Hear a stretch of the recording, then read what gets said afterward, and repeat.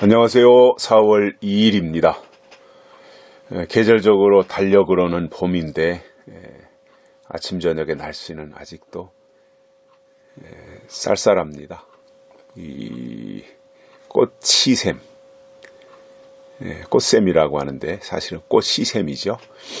꽃 피는 것을 시샘하는 추위라고 이렇게 이름을 지어 부르는데, 교회 절기상으로 지금 사순절 기간이죠.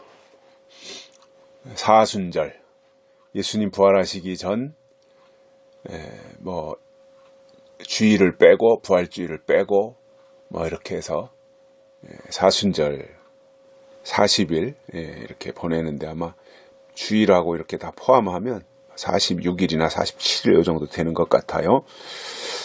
그 사순절을 보내는데, 사순절은 교회 그 절기상으로는 좀 비중 있는 중요한 절기죠.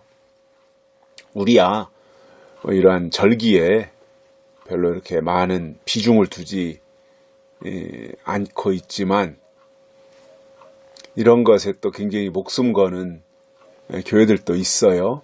물론 또 저는 전혀 필요 없다는 게 아니라, 더 중요한 것이 있기 때문에 덜 중요한 것에 대해서는 이렇게 좀 다루지 않고 있다라고 하는 것이지, 이게 다 필요 없다라는 건 아닙니다. 사순절이라고 하는 것은 이제 예수님의 부활하시기 전, 그러니까 고난이죠. 고난, 예수님의 고난 당하시고 십자가에 달려 죽으시고 3일 만에 부활하시고 요 과정이 있잖아요.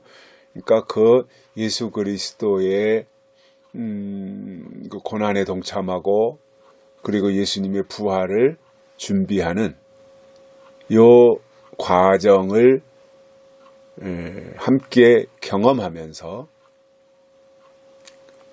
되도록이면 자신을 경건하게 하고 또 회개하고,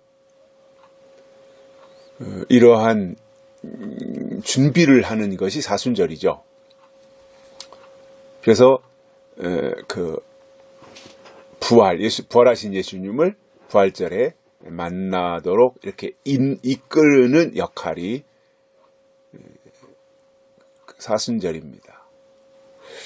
그렇기 때문에 이 사순절을 준비하는 데 있어서는 굉장히 어떠한 회개 또는 참회, 이런 것을 중요하게 생각을 하고 영적으로 훈련하고 날마다 어떤 경건하게 생활하는 것으로 이끄는 것이 사순절을 준비하는 또는 사순절을 지키는 그런 의미라고 생각을 합니다.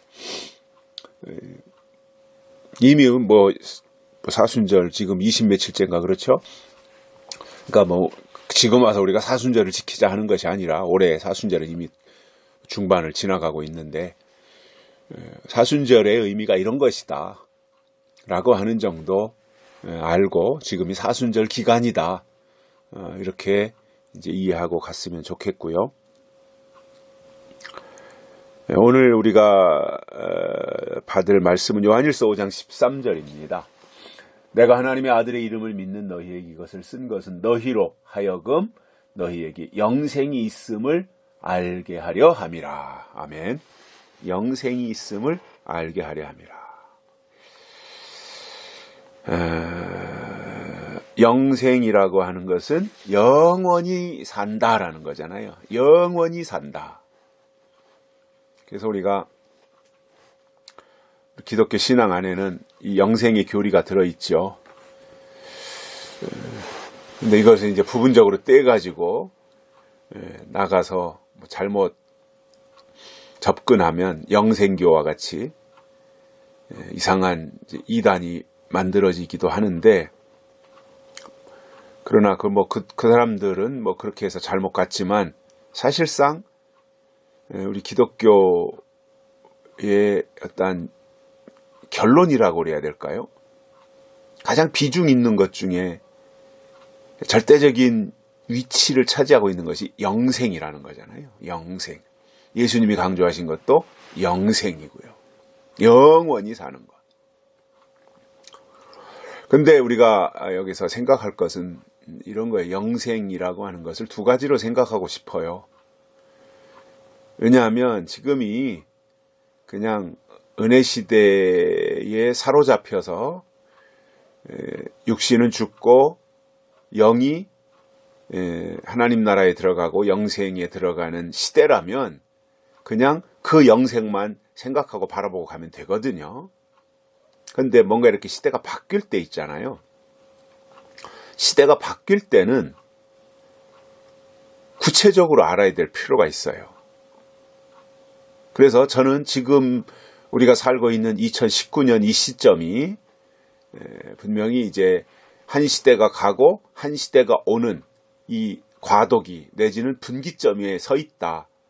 이러한 입장에서 우리가 그 성경을 이해하고 우리가 신앙을 영위해 나가는 그러한 관점에서 볼 때 영생이라고 하는 것은요.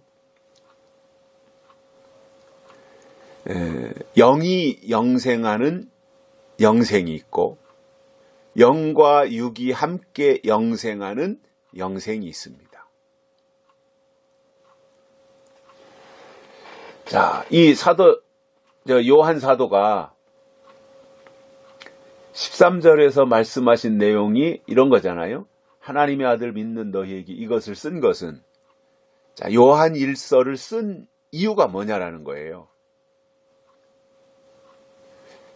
근데 아무에게나 요한 일서를 이 말씀을 주는 것이 아니라 이 하나님의 아들을 믿는 너희에게 이것을 쓴 것은, 그러니까 하나님의 말씀을 믿는 너희에게 요한 일서를 쓴 이유가 뭐냐라는 거예요. 그것이 바로 너희로 하여금 너희에게 영생이 있음을 알게 하려 함이라. 너희에게 영생이 있다는 것을 알려주기 위해서 이 글을 썼다 이 말이에요. 그렇다면 하나님의 아들의 이름을 우리가 믿고 있다면 우리는 영생이 있음을 알아야 돼요. 그리고 영생이 있는 것을 안다면 막 살지 않아요. 왜냐? 영생이 있는데요. 이 세상의 삶은 유한하잖아요.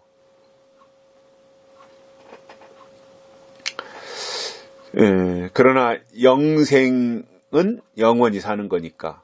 근데 그 영생이라고 하는 것이 은혜 시대의 하나님의 법은 육신은 죽어서 흙으로 돌아가고 영이 하나님과 함께 영생하는 그 제도 속으로 하나님이 이끄시는 거지요. 그것을 이제 뭐 천국이다 이렇게 이제 표현을 하는 거고요.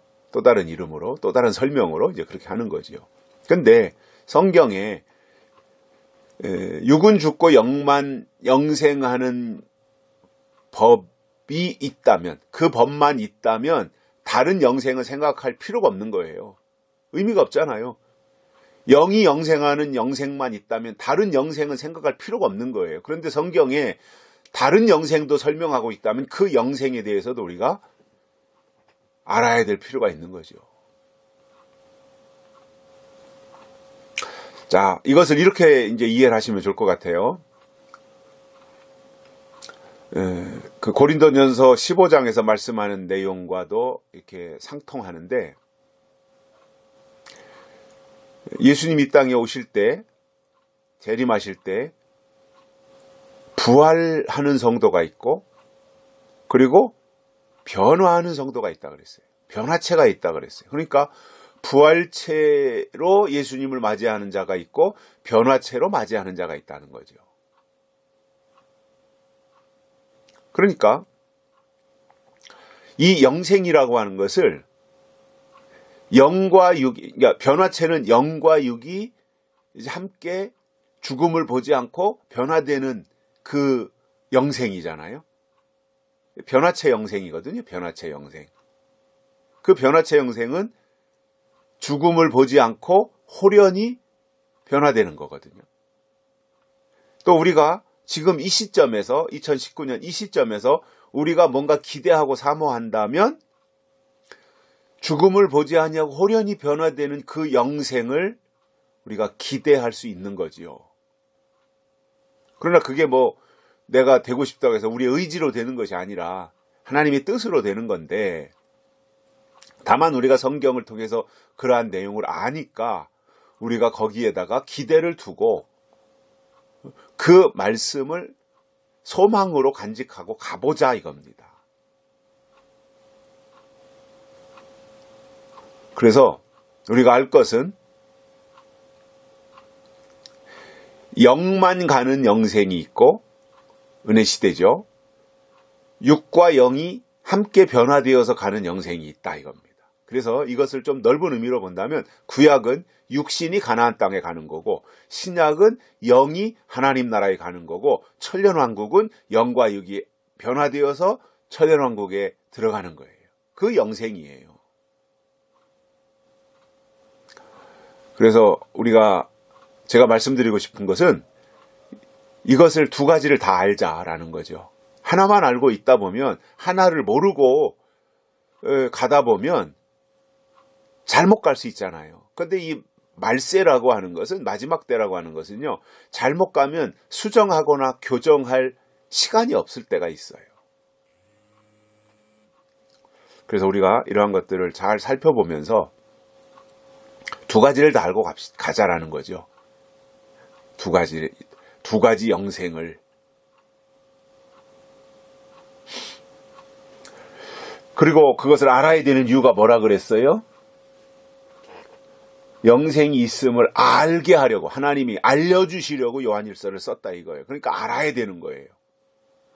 영생이 있다는 것을 알아야 돼요. 알면 믿는 거예요.